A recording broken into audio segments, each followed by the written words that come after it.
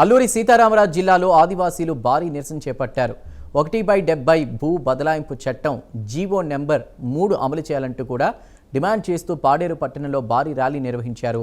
Social media ఇన్ఫ్లుయెన్సర్ల పిలుపు మేరకు జిల్లాలోని 11 మండలాల నుంచి పెద్ద సంఖ్యలో గిరిజనులు తరలివచ్చారు. పాడేరు జూనియర్ కాలేజీ గ్రౌండ్ నుంచి ఐటీడీఏ వరకు ర్యాలీ నిర్వహించిన ఆదివాసీలు జీవో నెంబర్ 3 రద్దుపై రాష్ట్ర ప్రభుత్వం సుప్రీంకోర్టులో రివ్యూ పిటిషన్ దాఖలు చేయాలని డిమాండ్ చేశారు. బాక్సైట్ తవ్వకాలను వ్యతిరేకిస్తూ గిరిజనులకు 100% ఉద్యోగాలు కల్పించాలని నినాదాలు చేశారు. వచ్చే ఆగస్టు 9లోగా ప్రభుత్వం స్పందించకపోతే ఉద్యమాన్ని మరింత ఉధృతం చేస్తామని గిరిజన సంఘాల నాయకులు హెచ్చరించారు.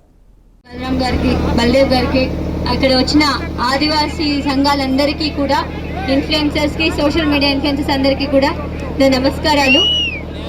ఈరోజు మీరు మీ రిప్రజెంటేషన్స్ అన్ని కూడా వివరించడం జరిగింది. ఒకటి నేను మాట్లాడతాను. మొదటిది, మీరు జియో నెంబర్ 3 గురించి చెప్పారు. రీసెంట్గా మనకి ఈ ఎంప్లాయీస్ అసోసియేషన్స్ అందరూ కూడా రిప్రజెంటేషన్ ఇవ్వడం జరిగింది. అలానే ఈ రోజు మీరు ఇస్తున్న రిప్రజెంటేషన్ కూడా మనం పంపిస్తాము. One of the good points మన ఎంప్లాయీస్ అసోసియేషన్ నుంచి వచ్చింది ఏంటి అంటే, మనకి జియో నెంబర్ 3 తర్వాత బయట నుంచి వచ్చిన టీచర్స్ అబ్సెంటీజం ఎక్కువ ఉంటుందని చెప్పారు. సో దాని వల్ల కూడా ఒక అనాలిసిస్ చేసి పంపిస్తాము ఖచ్చితంగా. అవునండి. సో మనకు వచ్చే ప్రాబ్లమ్స్ ఏంటి, దాని వలన మనకి లోకల్స్ వల్ల ఉండే బెనిఫిట్స్ ఏంటి అనే రిప్రజెంటేషన్ ఖచ్చితంగా పంపిస్తాము. ఫస్ట్ వచ్చి ప్లెయిన్స్ నుంచి వచ్చిన వాళ్ళు వెంటనే ట్రాన్స్ఫర్ కోరుకుంటున్నారు అని చెప్పారు. కాబట్టి we will make an analysis and will submit. రెండోది విషయానికి వచ్చేటప్పటికి, మీరు ఈ 1/170 గురించి అడిగారు, 1/70 కోసం అడిగారు. మన సుప్రీం కోర్టుకి రీసెంట్ గా కొందరు నాన్ ట్రైబ్స్ ఈ కేసు పెట్టిన విషయం తెలిసిందే. And entire ITDA and district administration, మన అల్లూరి సీతారామరాజు కేవలం ట్రైబల్ డిస్ట్రిక్ట్ కాబట్టి పూర్తి జిల్లా యంత్రాంగం ట్రైబల్ రైట్స్ ని అప్హోల్డ్ చేయడానికి మాత్రమే ఉన్నాము. మా మెయిన్ రైట్స్ అండ్ మా మెయిన్ డ్యూటీ ఇక్కడ మీ అందరి రైట్స్ పరిరక్షించడం మాత్రమే. కాబట్టి 1/70కి సంబంధించి ఎటువంటి వయలేషన్ జరగడానికి లేదు, చేయనివ్వము.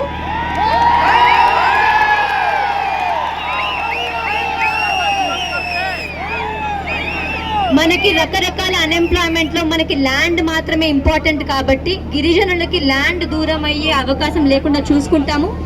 ఇంప్లీడ్ చేసినప్పుడు సమగ్ర నివేదిక, మనకి ఎలాంటి కండిషన్స్ ఉన్నాయి, ఎంప్లాయ్మెంట్ ఎందుకు లేదు, ల్యాండ్ మనకి ఎంత ఇంపార్టెంట్, నిరక్షరాస్యత వలన మనం ల్యాండ్ ట్రాన్స్ఫర్ కానీ కోల్పోతే ఎన్ని ఇల్లీగల్ రిజిస్ట్రేషన్ జరగగలుగుతాయి, ఇవన్నీ కూడా మేము రాస్తాము. మీరు దానిలో అటువంటి భయపడాల్సిన అవసరం లేదు. ట్రాన్స్ఫర్ చేయొద్దు దయచేసి. ఇది ప్రెసిడెంట్ ఆర్డర్ అగైనెస్ట్ కాదు, బట్ మనం మెజారిటీ పీపుల్, ఇది పార్లమెంట్, ఇది ఒక రకంగా చెప్పాలంటే ఇది పార్లమెంట్ జడ్జిమెంట్. మాకు పీసా కమిటీ ప్రకారంగా గ్రామ సభే అత్యున్నతమైన పార్లమెంట్. అటువంటి నేపథ్యంలో 5వ షెడ్యూల్ ప్రాంతాల్లో ఉన్న ఆదివాసులకి, ఉద్యోగస్తుల్ని జోన్ 2కి బదిలీ చేయొద్దని ముందు వెంటనే లెటర్ పెట్టండి. ఫస్ట్ మీరు రేపు ఎప్పుడో లెటర్ వస్తే ఇస్తాము, ముఖ్యమంత్రిగా నిర్ణయిస్తే ఇస్తామని కాదు. ఈలోగా ఆదివాసులు చాలా మంది కోల్పోతారు, వాళ్ళకున్న నష్టానికి గురి అవుతారు. కాబట్టి తక్షణమే జోన్ 2లో ట్రాన్స్ఫర్స్ అన్ని వెంటనే ఆపాలని చెప్పి కూడా ఈ సందర్భంగా మీకు కోరుతున్నాం. చివరికి ఏంటంటే, ఇప్పటి వరకు అధికారులు మీరు హామీ ఇస్తున్నారు, బాక్సైట్ సర్వేకి వచ్చిన వాళ్ళని, హైడ్రోకార్బన్ సర్వేకి వచ్చిన వాళ్ళని ఎవరిని మీద క్రిమినల్ కేసు మీరు పెట్టలేదు. ఈ రోజు మా టీచర్లు చాలా మంది ఉద్యమాల్లోకి వచ్చారు, ఉద్యోగస్తులు చాలా మంది ఉద్యమాల్లోకి వచ్చారు.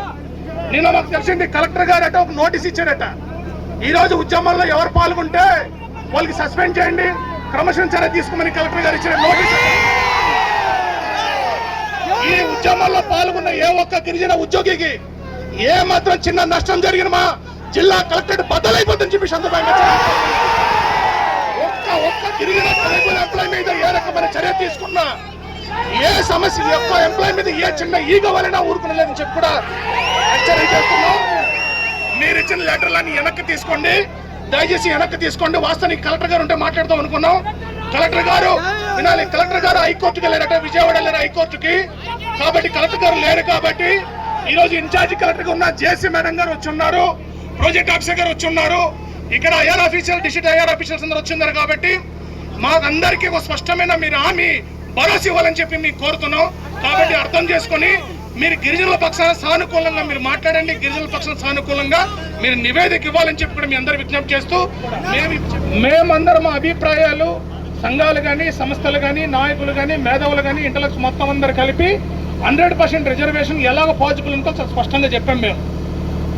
5వ షెడ్యూల్ క్లాస్ 2 ప్రకారం ఇది ఎలిజిబిలిటీ ఉంది, పాజిబుల్ ఉందని చెప్పి లీగల్ ఎక్స్పర్ట్స్ కూడా ఇచ్చారు.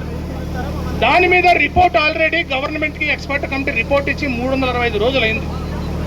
ఇప్పుడు వరకు ప్రభుత్వం ఒక అడుగు ముందుకు వేయలేదు. లాస్ట్ టైం ముఖ్యమంత్రి గారిని కలిసినప్పుడు, ఇక్కడే పాడలో మేము కలిసినప్పుడు స్వయంగా నేను కలిశాను ముఖ్యమంత్రి గారిని. కలిసినప్పుడు ఏం చెప్పాడంటే 2025 డిఎస్సి సంబంధించి మేము ఇప్పుడు ఏం చేయలేం, 2026 డిఎస్సి కింద మీకు న్యాయం చేస్తామన్నారు. కానీ నిన్న ప్రకటించిన జాబ్ క్యాలెండర్లో ట్రైబల్కి ఏం పోస్టులు లేవు. నిన్న వచ్చిన జాబ్ క్యాలెండర్లో మీరు చూసి ఉంటారు. రెండవది డిఎస్సి సంబంధించి రేపు అక్టోబర్లో డిఎస్సి నోటిఫికేషన్ ఇస్తున్నారని చెప్తున్నారు. ఈ అక్టోబర్ డిఎస్సి నోటిఫికేషన్ నాటికి 100% రిజర్వేషన్ కానీ గిరిజనులు రాకపోతే లాస్ట్ టైమే దాదాపు స్టేట్ వైడ్ గా సుమారు 5,000 పోస్టులు ఆదివాసులు కోల్పోయారు. ఇప్పుడు గిరిజన విద్యార్థులు విద్యకి దూరం అయిపోతున్నారు, డ్రాప్అవుట్ అయిపోతున్నారు, డ్రాప్అవుట్ పెరుగుతుంది. వీళ్ళంటే జెంటిల్మెన్ ఆఫీసర్స్ అంతా కష్టపడి పనిచేసినా కిందికి టీచర్లు వెళ్ళకపోతే, చదువు అర్థం కాకపోతే పిల్లలకు ఉపయోగం లేదు. కాబట్టి మేము చెప్పేది గవర్నమెంట్ పాజిటివ్ రెస్పాండ్ అయితే మీరు ఏమైనా చేయగలుగుతారు. మేము ఒకటి చెప్తున్నాం, మీ ద్వారా గవర్నమెంట్ ముఖ్యమంత్రి గారికి రేపు 24న రంపచోడవరం వస్తున్నారు ముఖ్యమంత్రి గారు 24న రంపచోడవరం వస్తున్న సందర్భంగా మీరు మా తరపు నుంచి తక్షణమే ఈ రోజే లెటర్ పెట్టండి సీఎం ఆఫీస్కి. ముఖ్యమంత్రి గారు 24వ తేదీకి ఎగ్జిక్యూటివ్ ఆర్డర్కి సంబంధించి ఎప్పుడు ఇస్తారు ఏంటో కానీ స్పష్టమైన ప్రకటన చేయకపోతే చాలా ఉద్యమం తీవ్రతగా ఉంటుంది. ఈ రోజు చాలా శాంతియుతంగా, ఈ రోజు ఇంత వేలాది మంది వచ్చినా చాలా శాంతియుతంగా నిరసన తెలియజేస్తున్నాం మేము.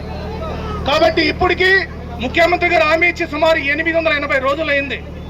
ఎక్స్పర్ట్ కమిటీ రిపోర్ట్ ఇచ్చి సుమారు 365 రోజులైంది. ఈ రోజు మనందరికి తెలుసు సీఎం గారు ఇచ్చిన సూపర్ 6 అమలు చేస్తున్నారు. సంతోషమే కాదనట్లేదు. కార్పొరేట్ కంపెనీలకి బాక్సెట్ ఇచ్చేస్తాం, కొండలు ఇచ్చేస్తామని హామీ కూడా అమలు చేస్తూ కొండలు అమ్మేస్తున్నారు. మరి గిరిజనులకు ఇచ్చిన హామీ ఎందుకు అమలు చేయరు మీరు? కాబట్టి మేము స్పష్టంగా చెప్పదలుచుకున్న 24వ తేదీకి రాష్ట్ర ముఖ్యమంత్రి గారు స్పష్టమైన ఎగ్జిక్యూటివ్ ఆర్డర్ సంబంధించిన ప్రకటన చేయకపోతే చాలా అయిపోయిన లైసెన్స్ కూడా రెన్యూ చేయలేదు. ఎవరో పేరు లేని ఏజెన్సీలు వచ్చి చేస్తే ఖచ్చితంగా వాళ్ళ మీద పోలీస్ యాక్షన్ తీసుకుంటాము. సో దానికి కూడా భయపడాల్సిన అవసరం లేదు. కొత్త డిఎస్సి నోటిఫికేషన్ మాకు కూడా చాలా విలేజెస్కి వెళ్ళినప్పుడు బీఎడ్ కంప్లీట్ చేసిన పిల్లలు, టెట్ పాస్ అయిన పిల్లలు ఎంప్లాయ్మెంట్ లేకపోవడం వల్ల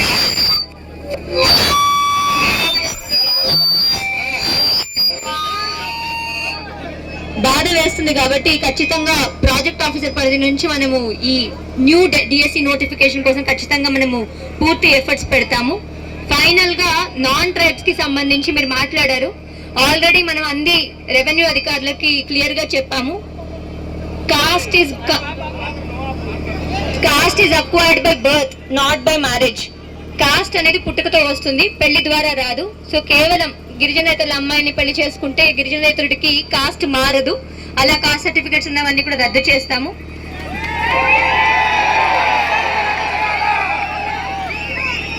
జోన్ 1 నుంచి జోన్ 2కి మనమే డిస్ట్రిక్ట్ అడ్మినిస్ట్రేషనే కాదు, కలెక్టర్ మేడము, మినిస్టర్ గారు అందరూ కూడా మొన్న మన హెచ్ఆర్డీ మినిస్టర్ లోకేష్ గారు వచ్చినప్పుడు కూడా చాలా క్లియర్ గా రిప్రజెంటేషన్ ఇవ్వడం జరిగింది. మనకి జోన్ 1 నుంచి జోన్ 2కి వెళ్ళడం వలన మనకి ఎలాంటి ఇబ్బందులు ఉంటాయి, లాజిస్టిక్స్ ఇష్యూస్ అని. దీని మీద మనం కూడా ఫుల్ ఎఫర్ట్స్ పెడతాము. ఈ రోజు గౌరవ ప్రజాప్రతినిధులు ఇచ్చిన రిప్రజెంటేషన్స్ అన్ని కూడా సమగ్ర నివేదిక లాగా మనము స్టేట్ గవర్నమెంట్ కి సబ్మిట్ చేస్తాము.